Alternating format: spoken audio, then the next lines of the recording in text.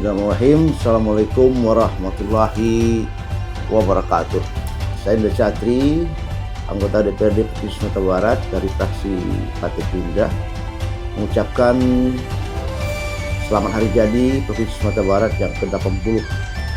Harapan kita tentunya Sumatera Barat maju di masa-masa yang akan datang, menunjukkan percepatan yang lebih signifikan dibandingkan tahun-tahun sebelumnya.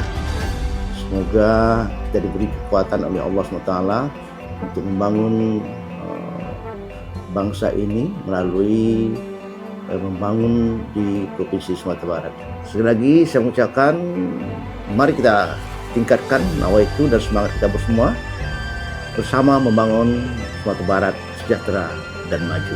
Wabillahi taufiq wal hidayah. Wassalamualaikum warahmatullahi wabarakatuh.